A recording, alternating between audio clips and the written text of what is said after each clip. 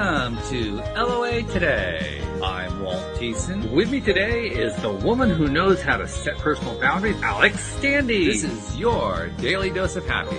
We are so happy you decided to join us today. And we're especially happy that Alex can actually be here because where she lives on the Cape, they're in the middle of a massive storm right now that actually knocked her power out, and then it came back so that she could join us on the show. So, we're going to put all the vibes out there, Alex, so that you can stay with us and that, you keep the power going, okay? Good vibes only. Yeah, good. Oh, well, yes, I should have specified. You're right. The high vibes, right? Yeah, we don't want the low ones. Keep those away. Yeah. Yeah. No, I'm glad. I'm really glad that you were able to make it today. So that's a good thing. Did the storm hit you at all? I think it kind of bypassed us. Okay. I mean, we got some rain, but I mean, like early this morning there was a thunderstorm, but it wasn't anything to, get excited about. We got rain without storm. Like we had some pretty heavy downpour earlier, but there was not lightning and thunder and all that kind of stuff. Oh yeah, it's a full Monty over here. Oof. Okay. Well, then we're just glad you can make it. It's a wonderful thing. Yes. We do. Once again, we're not really sure if Dan's going to be able to drop in one of these days. Hopefully he will. We haven't seen him in a while. We got to catch up with the guy. But he said September's hard for him because of the time zones and traveling and such. And he's been doing a lot of traveling. Let's be honest. He has been globe-trotting. I mean, this guy is just, he lives an amazing lifestyle. That's the only thing I can say. Mm-hmm. Which is amazing. I mean, our guest today is Dr. Kaci Myers. Dr. Kaci, one of the things about Dan is that he lives on the coast of Mexico, right on the shore. So if you saw his home, you'd say, why would you want to leave home? But this guy, he's like everywhere. I mean, he travels to the Middle East. He travels to Europe. He travels all around, the country, Canada, Australia. This guy's, it's amazing. It's amazing. Sounds like the kind of life I want to live. Holy cow. Right? I mean, what a lifestyle. Sounds vigorous. Yeah, very vigorous. Well, you should know something about that because you've had something of a vigorous life yourself. I mean, let's be perfectly honest. Let me tell people just a little bit about Dr. Kaci's background. She is an Army Operation Iraqi Freedom War veteran. She has experienced PTSD. Her mother tried to kill her. I'm still having trouble coming to terms with that one. I don't think we can say that anymore. It's unalive now. Okay. Yeah. She tried to cause great bodily harm. There we go. All right. I'm more of a direct person, but hey, I'll go with that. That's fine. Okay with me. I'm just glad you're here. That's the best thing. Right. But, I mean, there's like this long list of stuff. Plus, you're an ordained minister. You have your strong religious background. You've been through surgeries of various kinds. You've had. I mean, it's like been one thing after another. Some of it great. Some of it like, oh my God, and some of it like, how do you breathe? With all this stuff going on in your life, how do you just keep going? That's amazing. First of all, welcome to the show. I didn't actually say that part, but wow. Thank you for having me. Some days I wonder the same thing. I definitely get overwhelmed and tired, and I feel like I've lived a few lifetimes in my almost 40 years. Yeah. So it is very overwhelming sometimes. And most people don't even ask, how do I survive? How do I live day to day? It's hard some days. I have 2 children and, children, they understand or they know, but they, still are children. They still have their needs, wants and desires. So it can be overwhelming. I do struggle with several health issues outside of PTSD. I have Graves' disease, which is like an overactive thyroid. A lot of people have underactive thyroid and it makes them gain weight and all those things. But mine was overactive, so it made me lose a lot of weight. I was down to 113 pounds at my lowest. Wow. I deal with heart palpitations and sometimes I have night sweats. It is a lot. But the crazy thing about Graves' disease is that it has all of the same symptoms as PTSD. So I could be having a thyroid problem or meltdown basically, and I wouldn't know because I'm just thinking I'm having some depression or some PTSD syndromes or anxiety versus actually my thyroid having a problem. I didn't know that about the PTSD. My wife actually had hyperthyroidism. She had Graves' disease and she actually overcame it. So she's now past that happily. But I don't think we ever heard that, but we knew about the thyroid storm that you can have. I never knew that had the same symptoms as PTSD though. They have literally every last symptom. When I first got Graves' disease. Now I am in where I take my medicine every month and every day. And normally I am really good unless I get stressed out. So my whole objective in life is to try to be as less stressed as possible. So I do everything in my power just to eliminate stress. That means I don't have a lot of friends, or if I have friends, I don't like to talk to them all the time because normally they have a lot of problems. And I literally don't have a lot of problems. I have a good co-parenting relationship with my ex-husband. I have, a structure that's set in place for me and my children to where I really don't stress out a lot about a lot of things. Good. So when people call me and stress, like with stress or problems, it's kind of like I could talk to you for a second, but after a while, I'm going to have to go because I can't deal with it. It's too much for me. I hear you. And I can definitely second that because in my wife's case, it was definitely stress and mindset, to be perfectly honest, that, accompanied the onset of the Graves' disease in the first place. And she had to make massive changes in her mindset, which she did. That's how she ended up. Basically, they told her I'm sure you've heard the same thing if you're a patient with that particular malady. They tell you, well, eventually you're going to have to either get your thyroid burned out or you're going to have it surgically removed or you're going to be on drugs for the rest of your life. Those are the options they pretty much give you. And we said, yeah, no, that's not going to happen. we both agreed that was, and she managed to overcome it, but she overcame it without their help. I mean, that's not. They gave me the medication, but they didn't give them the support. They said that mine was so bad at the time that my bones would start to brittle, and it was so. And I was going through a divorce at the time. My children were a lot smaller. So I was kind of like, okay, let's do something now. So I did have the radiation treatment. You did. And it wasn't that bad. I actually think that my thyroid would function normal if I weaned or if they would wean me out, but they're not going to wean me out. But I think that it could still function normal because I just had a thyroid test the other day and my thyroid levels are high and I'm on medication. So that means they have to cut back my medication. So I think that with if I went to a doctor outside of the VA, because I'm a veteran, I went to a doctor outside of the VA and I sought the treatment to kind of wean myself off of it so that I could get my thyroid functioning better, it could work on its own, to be perfectly honest, because, but they're not going to wean me off. They it's a business. They make more money that way. It really is. Yeah. And my wife went to a business. I'm happy for your wife though. Oh, me too. Believe me, we're both happy. We're ecstatic. Oh yeah, this is like a big victory, a breakthrough, to accomplish it really it that is. way. But, and it's not just within the VA. I mean, it's the broader medical establishment. Yeah, I had to wean myself off because, they were trying to keep me on it. I was like, I would miss medication and then not realize I missed it. And then they would test my thyroid and they'd be like, oh, your levels are great. And I'm like, really? Because I haven't taken any in 3 weeks, maybe a month. So I was just like, I just told my nurse, I'm like, just don't put it in the box. Don't put it in the box. See, and they make you so fearful to where you are afraid to do anything outside of their practice. Right. Absolutely. Yeah. It's something we've talked about a lot. We've had a number of physicians here on the show in a variety of different specialties over the last 6 months or so. And I'm actually thinking about having a doctor's panel at some point. I think that would be kind of fun. But each of these doctors are medical professionals who have started to take certain steps outside of the norm because they found within their own specialties that they really couldn't handle it and help people the way they wanted to help them. So they started taking on alternatives, which is that's daring if you're a medical professional. And so I hear their stories and I start to feel encouraged that, maybe it's not even a glass wall, it's a concrete wall. Maybe the concrete wall is cracking a bit. But then again, I hear your story and I say, well, maybe they're sealing it up. I'm not sure.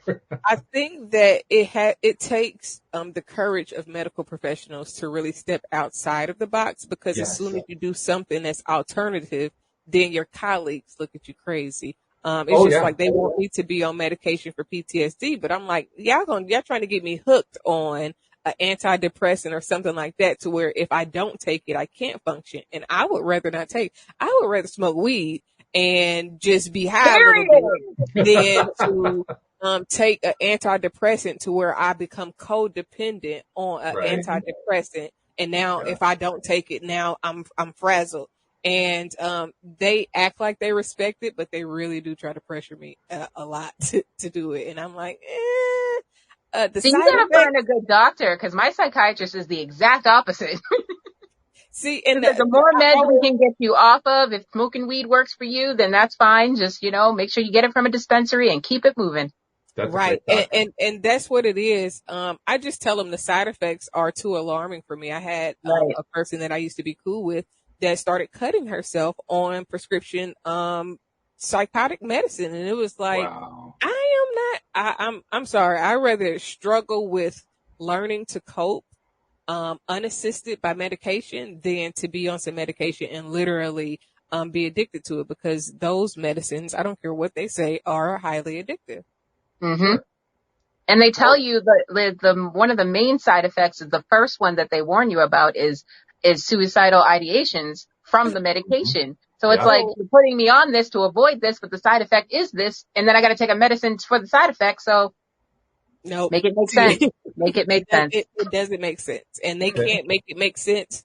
But they've done it so much to where they're conditioned to be like, it'll work. It's almost like with the COVID vaccines. They tell you it'll work, but then at the same time, everybody that got the vaccine seemingly gets sicker than everybody that didn't get it.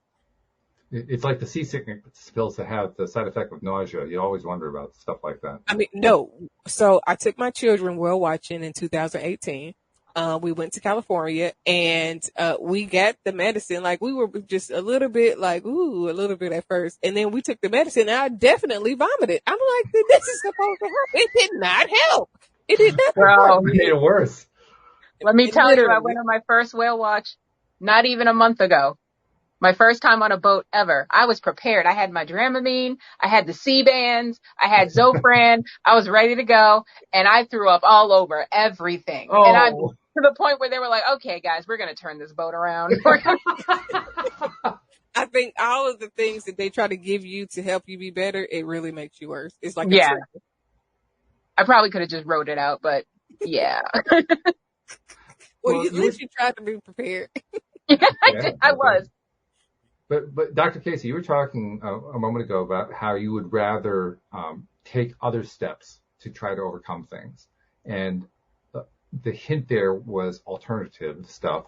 And the deeper hint, this is the part I want to ask you about, is starting with mindset, because that's usually where it starts. Does it start with mindset with you as it does for so many people?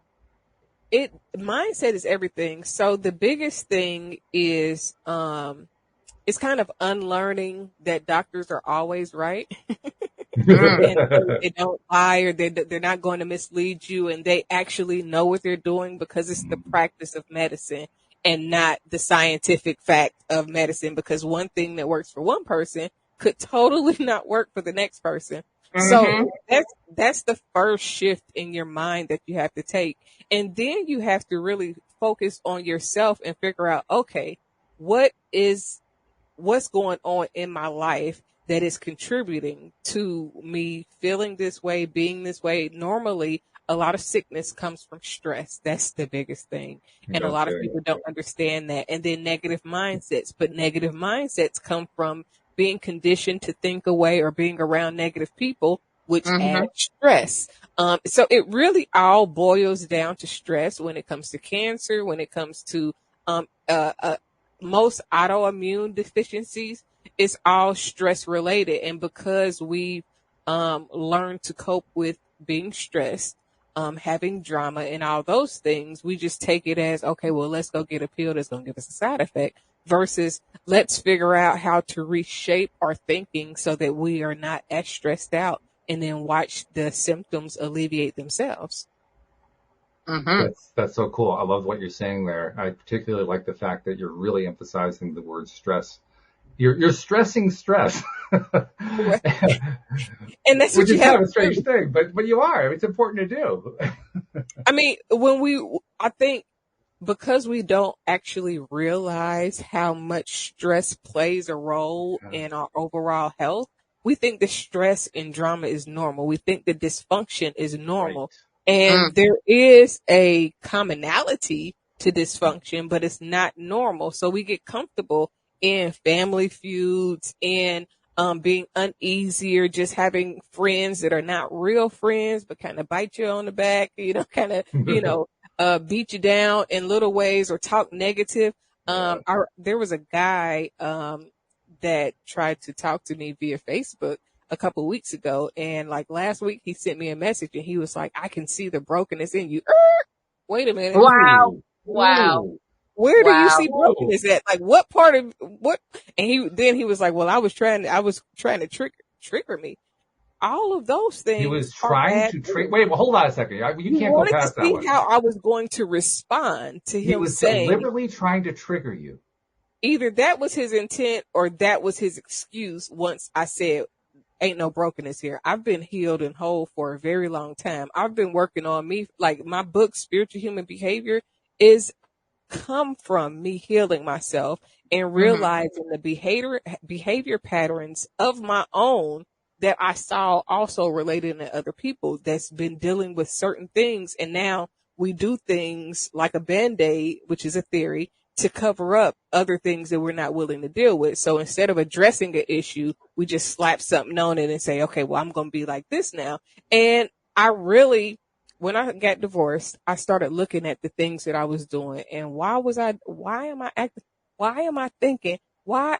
And the more I asked myself why, I was like, I have a theory for this.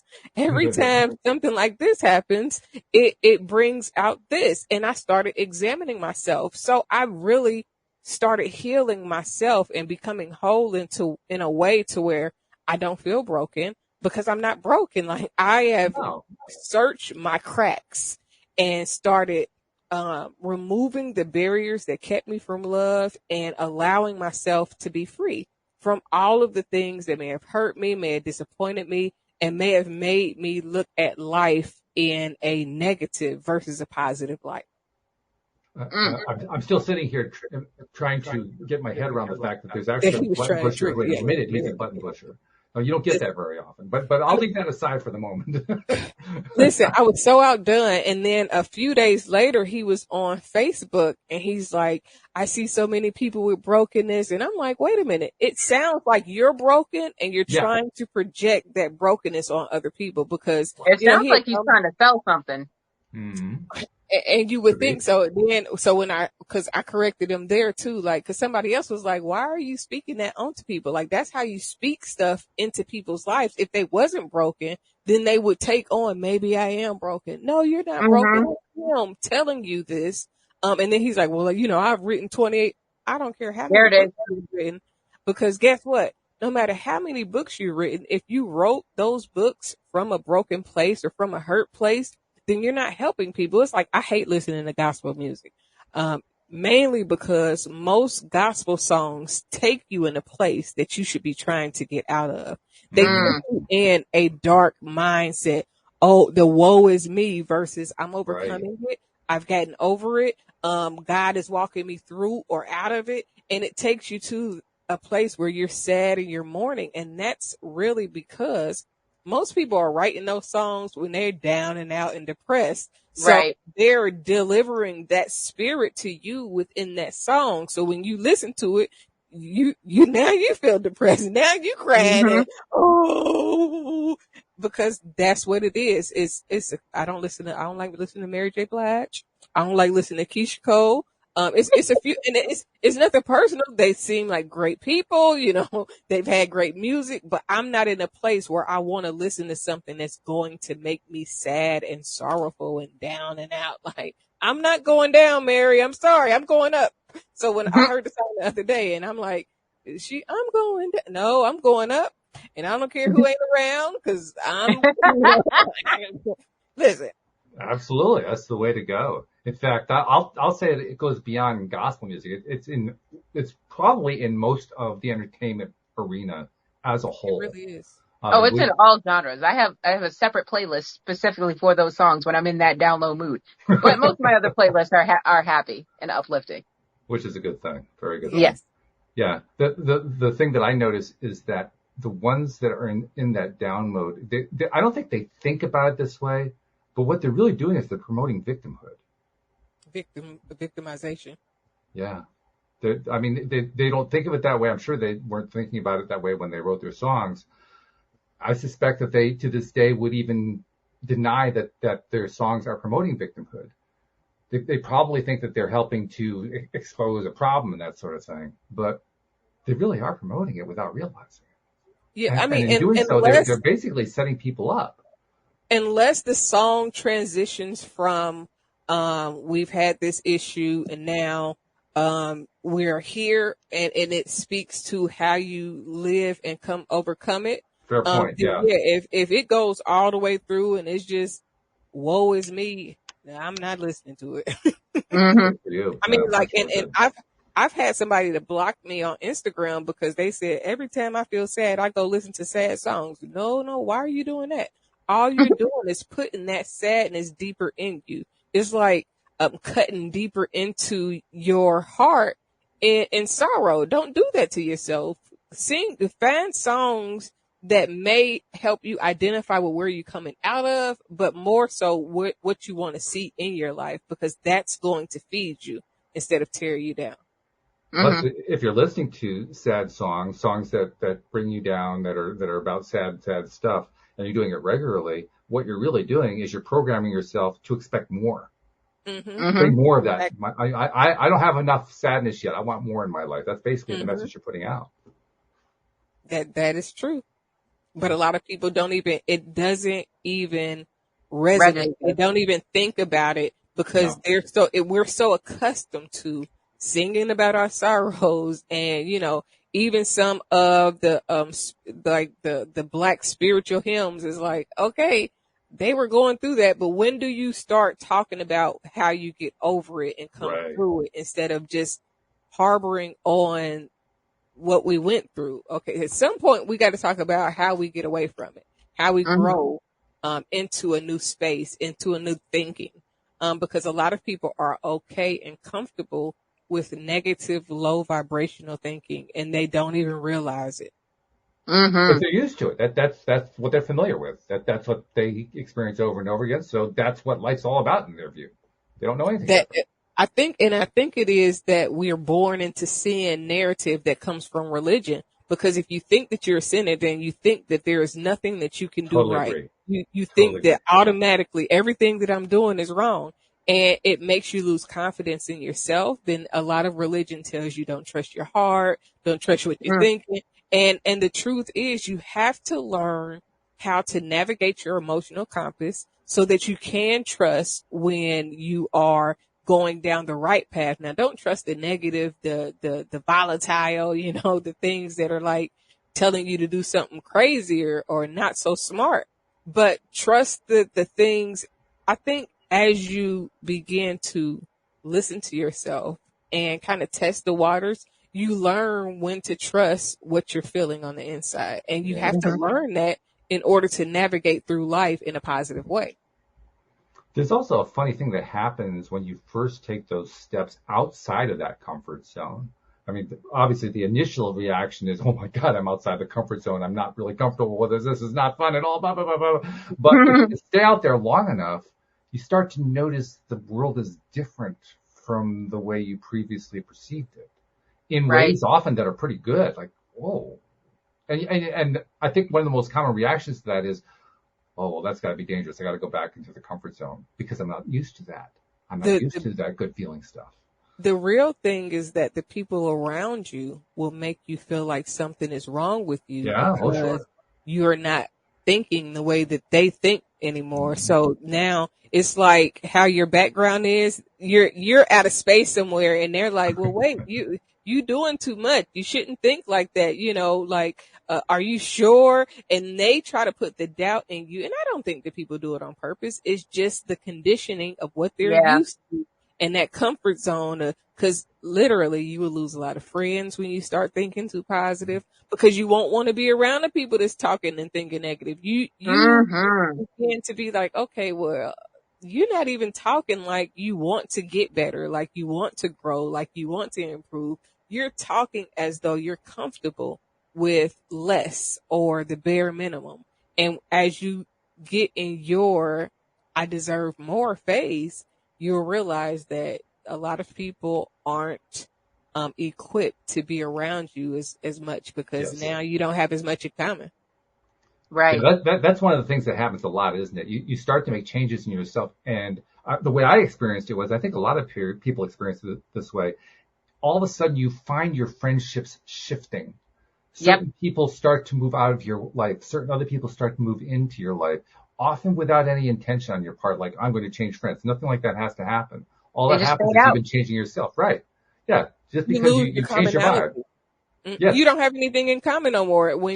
It's like some people, you go around and all they do is gossip. All they do is complain and talk about their problems, like I was saying earlier. So when you decide, you know what, I'm not going to gossip no more. If it's not anything positive, I don't want to talk about it. I changed to the point to where I don't want to be around people that I want to talk about when I leave them. So if I'm going to talk negatively about you when I leave, I don't even want to be around. I might as well just not come around, because I'm not going to have nothing good to say. And when you do that, you definitely figure out who's really worth being around, because a lot of people, if you're not talking about nobody or gossiping or talking about the latest reality TV shows, then you really have nothing at all to talk about. Well, you're also identifying your own self-knowledge. I mean, by saying yes, or no, I don't want that. Yes, I want this instead. You're basically saying, I know my own mind. I know my own preferences. I know where I want to go. That's really the start to a mindset right there. You have to decide what it is you want. For yourself, because a lot of people live life as a group think project. And if the group says that we can think this way, then let's think this way. But if they say that we can't, then we can't think like that. And coming to individuality is the hardest thing about shifting your mindset, because you're used to just going along to get along. Whatever makes the gander happy, the goose follows, instead of saying, you know what, I might not like to think like this, or I might not want to do this the way that everybody says that it should be done. And normally those are the people that end up leading the pack, because they did something different. And then that's when the jealousy and envy can come in, because people are like, well, what makes them special? They decided to do something different when everybody else was cool with just going along to get along. Mm-hmm. Yeah, that going along to get along, that's actually a very polite way of saying codependent. Yeah. That's really what that is. Yeah. But we've been raised on a codependent mindset. And I think most of it starts from religion, and the way the government is structured, because literally religion tells you that you have to go to church, that you have to depend on the way that the Bible or your preacher tells you to live life, instead of leading you to understand your own purpose, your own soul salvation, because I don't believe sin is cursing or doing something wrong. I think it's when you get away from your purposeful path, when you start just doing anything versus what your heart feels led to do, then that's what's sin to me. Because, I mean, I could go to church every single day, but if I don't do nothing with who I am as a person to impact the world, then I have wasted my life in church doing nothing. And what's worse, to be in church and do nothing but go to church all your life, or to go and test and see what God wants you to do in your individual life structure. I would prefer to go and test and let God take me where he wants me to be, because one thing that will not happen, unless you start going against your own inner knowing, and you don't really trust yourself, and you start following behind the crowd, you will get to where you are supposed to be and you will feel fulfilled. But a lot of times we're so comfortable that we will live an unfulfilled life just to please others. the word sin is kind of an interesting word, because if you dig into the etymology, the origins of it, back to the Latin, the original Greek Latin, you find that the original definition is miss the mark. There's no moral attachment to it. It's just you missed. What do you do if you miss? Well, you take another arrow and you aim again. I mean, it's not a big deal. You just missed. Okay, try again. But that's not what they turned it into. They turned it into this whole moral crusade thing. It's so many words that are used incorrectly that where if you really go and do the definition and the origin of the word, you'd be like, that is not what that means. And it really blew my mind when I started looking into words deeper, because now you seeing words and you like, I never knew that demon meant genius. Like,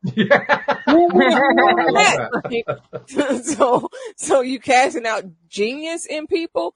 But again, it's just like spelling. I remember my son, he was like, isn't prayer like casting a spell? And I was like, you know what, son, you got a point there. Good for you.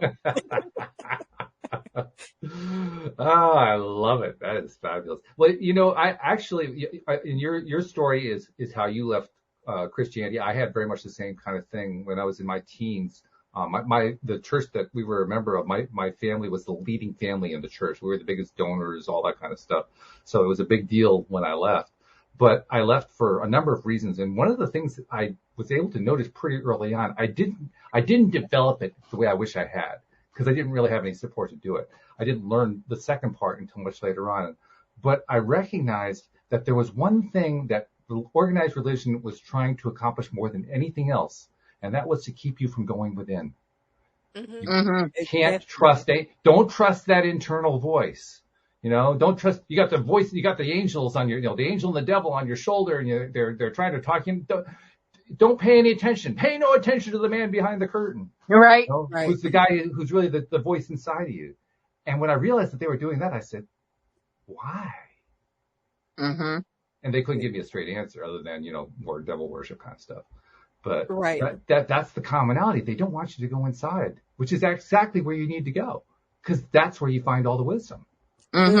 It baffled me. I think one of the first questions, I was in church for 6 years after I got the military.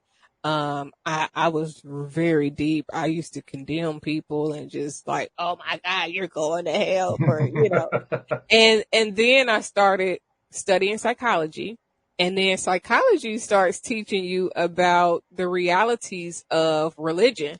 And when I started like, okay, I'm understanding that this is like mass mind control and manipulation.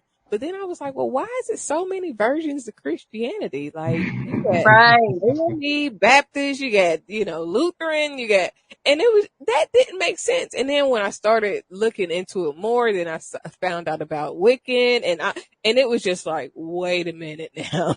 It's a lot of things that are masked as Christianity and religion that are really things that they say that are evil. Like witchcraft. They say witchcraft is evil, but when you think about eating of the body and drinking of the blood, even, per se, that is cannibalism. Like that's not witchcraft. I don't know what is. Like, you are symbolizing eating somebody's flesh and drinking their blood, and you think that is perfectly fine. But if somebody burns some candles or, do something that is outside of your comfort zone, then that's witchcraft and that's evil. And I'm like, well, what about all the times that Jesus was by himself, but King James know exactly what God said to him, because nobody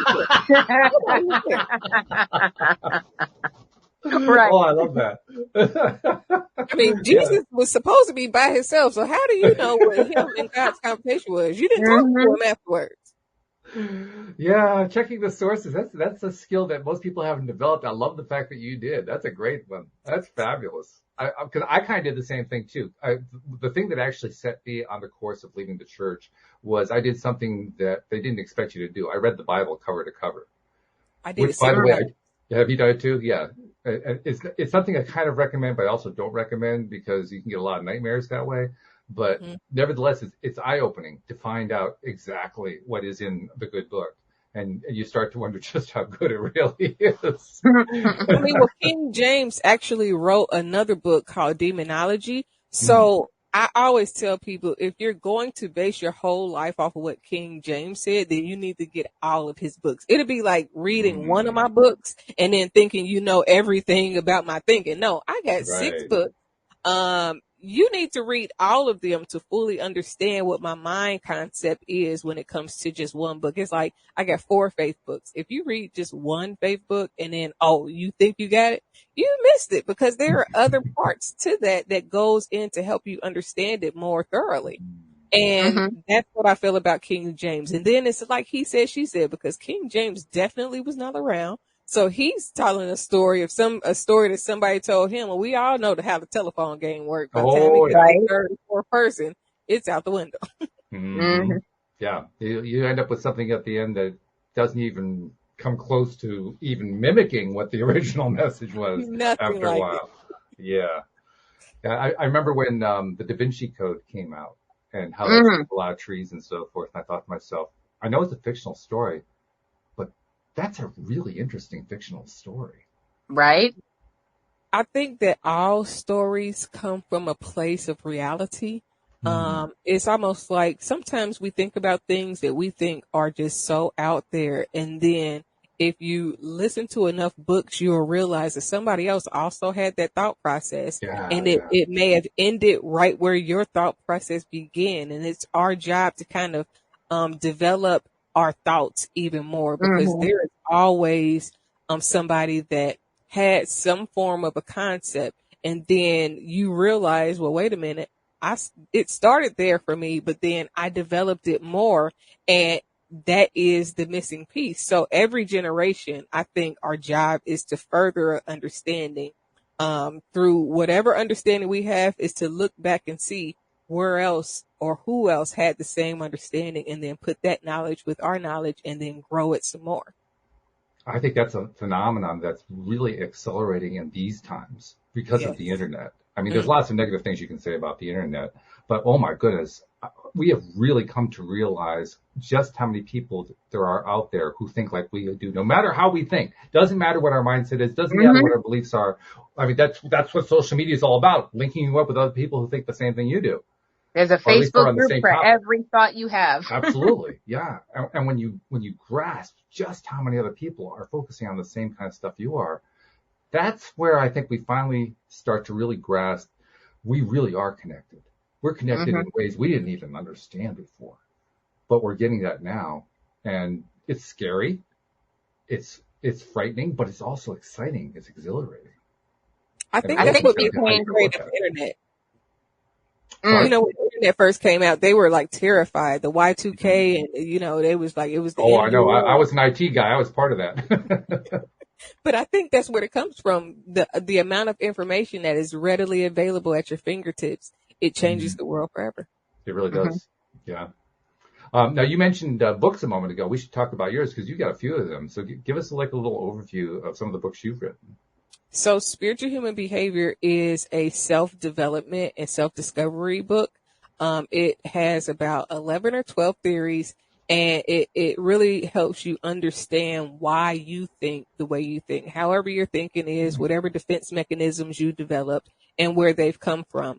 And then the faith books, it just kind of helps you go inward and develop your perspective of faith that you need to carry out your purpose. So I talk about, I have a theory and a mindset that before we come to earth, I think that there is a plan laid out for us.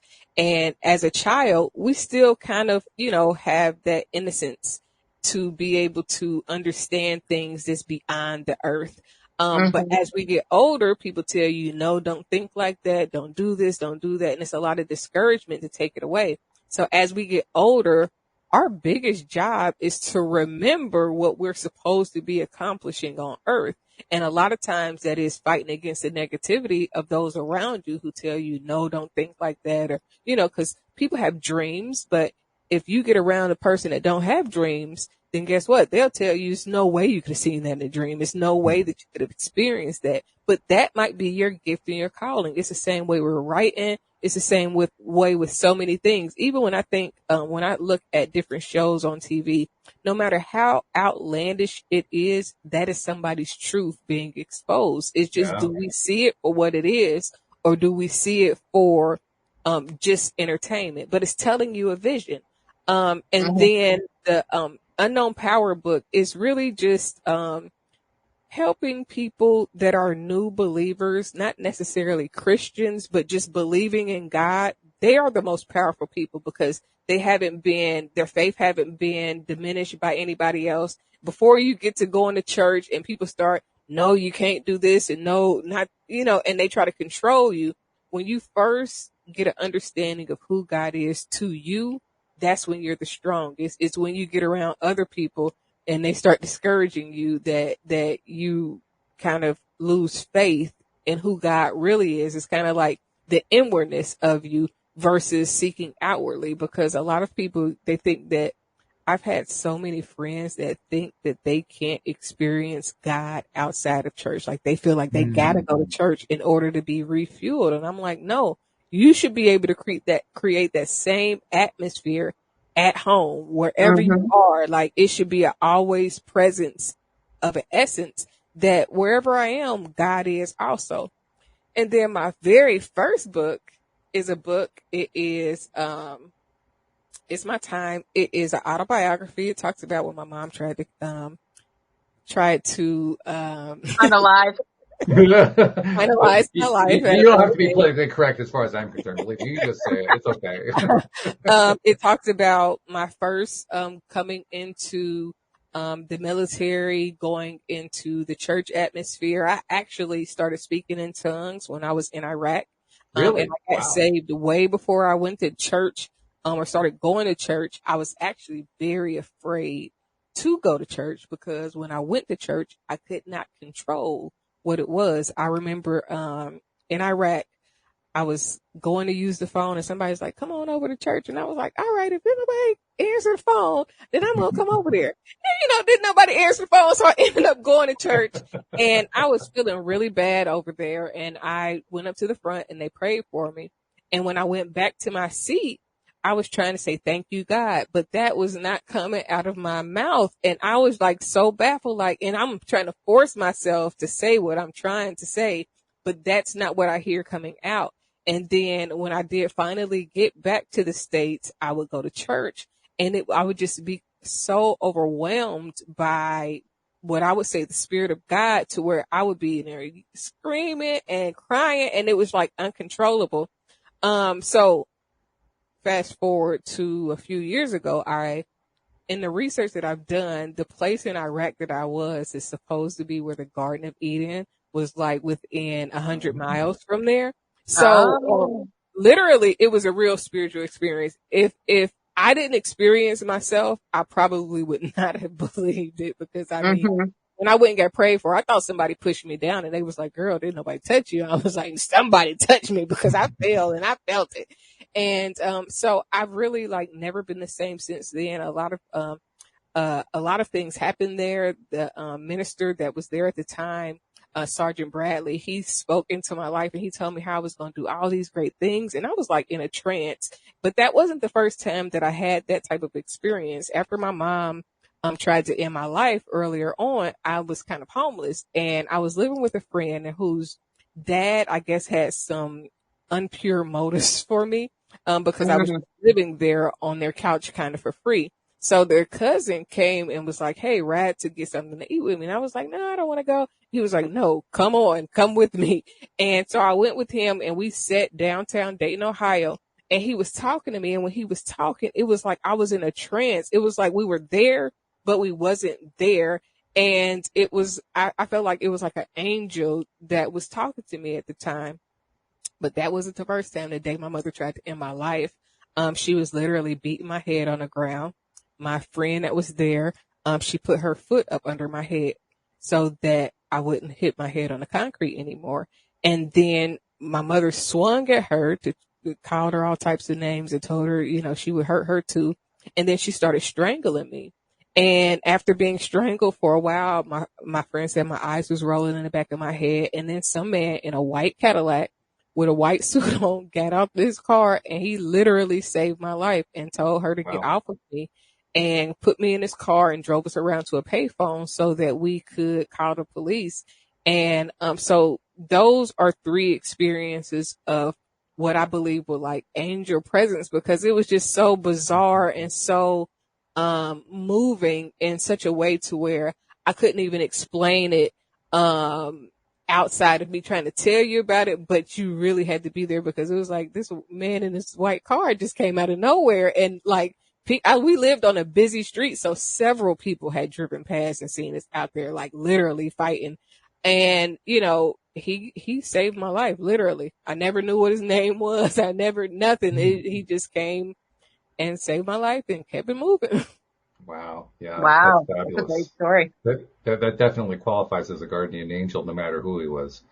I appreciate if he's still alive and ever hear any of this, or his family like recognize the car that I'm describing. I appreciate him so much, because I definitely would not have been here. But I've had several near-death experiences that have really baffled me. But I am thankful that God sees a reason. Let me ask you, you talked about talking in tongues, and that often means different things to different people. When I hear that, I hear something very different from what most people hear. But I'm going to put aside what I think about it and get to what you can tell me about it. So my first question I want to hear what you, stop, because I want to hear what you think. I got okay. Are you familiar at all with any of the teachings in the realm of law of attraction? Yes. Okay. Are you familiar with Abraham Hicks? No, but I'm going to be familiar once we get finished. Okay. Abraham Hicks is a hyphenated name for Esther Hicks, who channels Abraham. And Abraham is a collective of non-physical beings, spiritual beings, if you will, who come together to feed messages through her. She's the channel. She basically translates it into English so people can hear what those messages are. And she's actually known worldwide. She was actually the inspiration behind the movie The Secret, if you know the movie The Secret. I have the book. Okay. Well, the original movie, because there's actually 2 versions of the movie. The original movie had her in it, and then they cut her out because Rhonda Byrne was afraid that her presence would alienate people, because, oh my God, she's channeling, so that would scare the daylights out of people. But I personally believe that anytime someone is expressing something that they know they are not themselves consciously expressing it, that is them receiving, however you want to call it, receiving message from God / source / inner being / higher power. It doesn't matter what you call it, but it's receiving that kind of messaging, and that the messaging is intended to be understood, which leads into what my question was. Did you have some understanding of what was coming out of your mouth, or was it just nonsense to you? So first off, when you just said that the light within your face got super bright, let's just start there. But so I was trying to say thank you, God, the original first time, and that just did not come out of my mouth. I was literally trying to force those words out of my mouth, but that is not what I was hearing. Right. But I do what were you hearing? That's what I'm curious. It sounded like I was just babbling. I couldn't replicate those words that day. That was like, but there wasn't a message that you could discern, is what I'm thinking. No, it was no message that I was discerning. So I for a very long time called myself Kaci the Vessel, because I literally have dreams about babies. I've had dreams about deaths. I've had dreams about people committing suicide. Not the actual act, but the events that led up to it. So I have this, prophetic type of essence about myself. I have, recently, over the last year or so, I looked up a lot of stuff about my grandmother, who they called her a little angel when she didn't treat us like that, but the community viewed her as an angel. Because, I think there's a whole story there, actually. Oh my gosh. So I think that it's something that runs in our family, because I have cousins and aunts that also have dreams, and then they be like verbatim coming true. So, I think that the source is able to use me. I'm not closed-minded enough to not be used. I'm not so bound by other people's opinions to where I don't feel it. Like, I literally had a dream, and I just released an episode on Speaking Freedom TV about a dream that I had about one of my friends that ended up committing suicide. And it was so crazy because I had the dream like 4 or 5 years before it actually happened. And everything that I had seen in my dream literally was everything that led up to the event and to the time of his death. Same way with my dad. I had a dream that my dad passed, and before my dad passed, it was like 5 years. I had a dream my grandmothers passed away before they passed away. And the day that I had the dream about my grandmothers was the day that my great grandmother had started being ill. And so when I called home, I was like hysterical, like, oh my God, I had this dream. Oh my God, like, is she all right? And they was like, well, she has been in the hospital and da da da da. So it was almost like it was leading up to it. So I felt prepared. Like, I'm getting chills just talking about it. So it was like I felt prepared when it actually happened. Even with my dad, it was like I knew what was going to happen. And I actually tried to stay away from going to visit my dad because in my dream about my dad, it was like I went to see him before he actually started deteriorating. And lo and behold, I had a surgery at the VA. I ended up getting sepsis, and I had to send my children to Ohio. Within going to pick them up, I went and I stayed with my dad for a week. He took care of me, watched after my children, and then after that, his health started to decline. Interesting. And it was like I was trying to prevent it, not even realizing that it was something that was probably unpreventable. So I've come to the understanding as of recent that sometimes I think I just find out stuff, like the spirit just kind of lets me know things so that I'm able to prepare. But there's nothing that I can do to prevent it or stop it, I don't think. I'll tell you what my personal opinion is about this kind of messaging. It is that there actually is messaging in there for you, and that the only thing that's holding you back from understanding and comprehending that messaging is fear, which is understandable. You've had plenty of experiences to, basically teach you, be afraid, be afraid. So of course that's where you are. But if you can find a way to get to the point where you decide you're not going to be afraid of it, I'll bet you start understanding messages more. I bet you they start coming through in a way that makes sense to you instead of just babble. And I think what you'll find is that it's actually a pretty cool thing once you're able to get past that block that you got there. Well, I will say this. I know when it's something good, cause sometimes I'll be praying, in the spiritual realm, so to speak, and I will find joy. Like, I'll just start laughing, and just like, it'll be excitement that fills my body, and I can't explain what it is, but I just know that something is good or something, great. Something that gives me joy is happening. So when I have dreams, or if I have a vision or anything like that, or if I feel anything, I always, or deja vu. For one time, I actually was somebody else's deja vu, and it was the craziest thing because I had never experienced being somebody else's deja vu. Everybody was deja vu.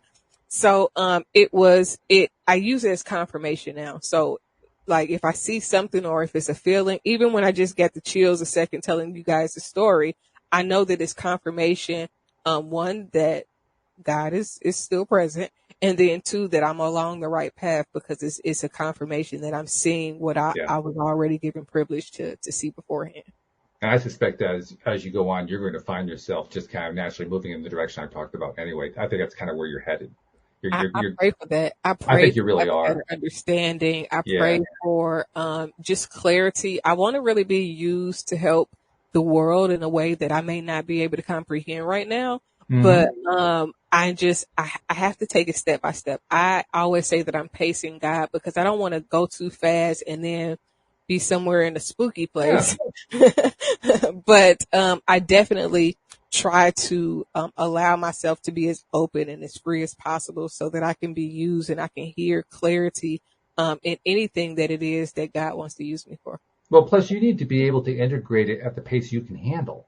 I think one of the reasons why you've had so many fearful examples is because, for whatever reason, people, events, whatever, were pushing you to take it in faster than you could handle it. If you've been allowed to just kind of sit back and just, okay, here's what I'm experiencing right now. What's going on? How do I feel about it? And so forth. You'd have a different experience, but you didn't have that. It's like you were kind of, it's like almost like events rushed you. I feel that way. Now, I will say that there has been some nights where I am laying in bed and I can like feel spirits like around me, and like Sure. I could hear like the talking, like, oh my God, she could see us. And I'm like, and it trips me out a little bit because it's not something that we're told that is normal. But or at okay. the same, or okay, because definitely, if this was about 50 years ago, they would lock us all up in a psych ward right now for just having that.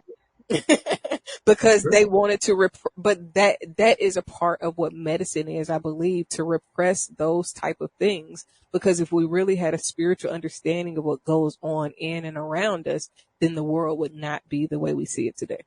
You made a reference earlier to my background. I have the outer space background, and I've had people ask me about it. I've had people make comments about it. I actually have my standard reply, and it's really true. My standard reply is, that's my way of reminding myself that the universe has my back. So it's my way of flipping it around and giving it a completely different way of looking at the exact same thing that they were reacting to. And I think that's really what the trick is here. Learning, what are the different ways we can learn to think about this thing, this X, whatever it is, that's making us uncomfortable, to think about it differently so that we can feel good about it.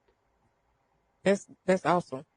Because a lot of times we do feel alone in this world. And like you said before, if we realize that how many people in the world thinks along the lines that we're thinking or have similar beliefs, and they've been told to belittle or shortstop their own thinking and beliefs because it doesn't fit the grand scale of things or what society says to be right, then we wouldn't feel so alone in the world, and we would be able to walk in our truth a little bit better.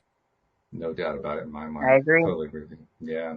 This has been really great. As usual, the hour has flown by, but before we let you go, I mean, just absolutely, this is like, supersonic. This has been really, really fun. I thought it was 5 minutes. I just looked at the clock. Cut it out. I know, isn't it crazy? It's amazing.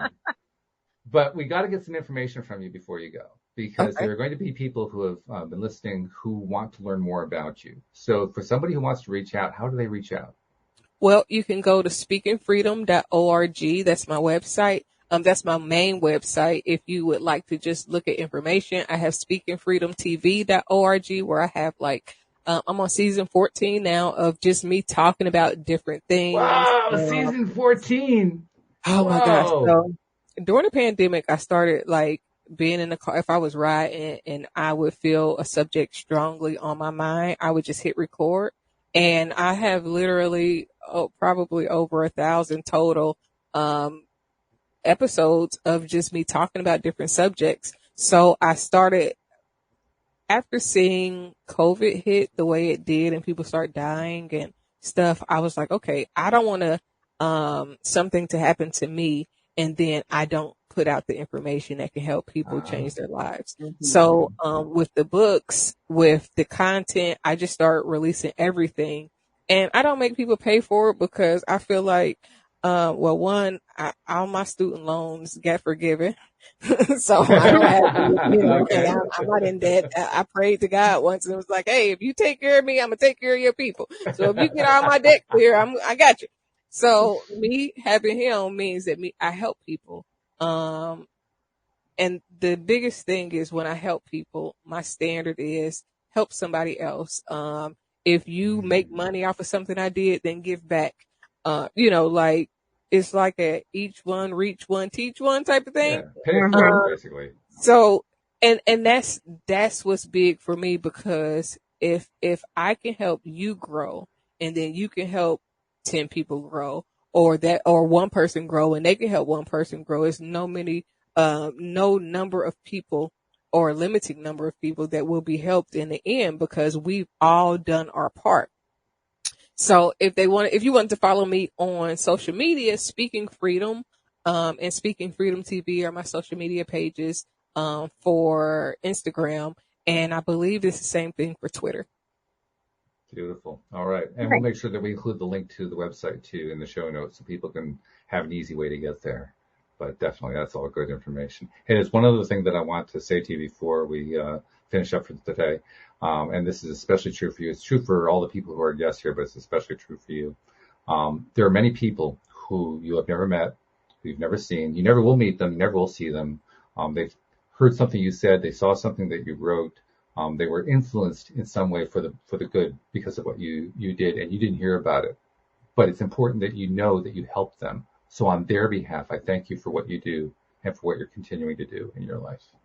Thank you guys for having me. Alex, I really wanted to hear more from you. I feel like we kept cutting you off a little bit.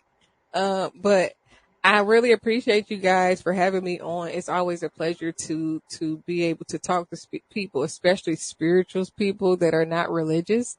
Because there are a lot of people that want to capsize me when they see ordained minister, but I am not a religious person.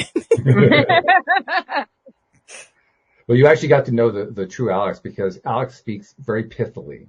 She has her thing. She says it. She's done. It's often hard to get a conversation out of her because of that. Isn't it true? Am I saying something wrong? True that. Yeah, right? I mean, that's the way you are, right? So yeah. You actually got the essence of her. You really did. It's just you have to kind of replay it like, okay, what did you say? Oh, yeah. That's the whole thing. Hey, this has been great, Dr. Kaci. Thank you so much for joining us and for sharing what you're doing, and best of luck with what you're doing going in the future. I think you're on a wonderful path.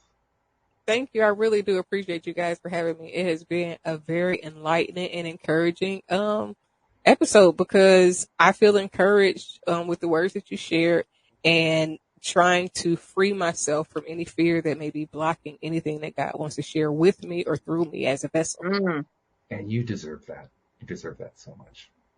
So thank you very much. Thank you to our podcast listeners everywhere. We'll see you all next time here on LOA Today. Goodbye, everybody.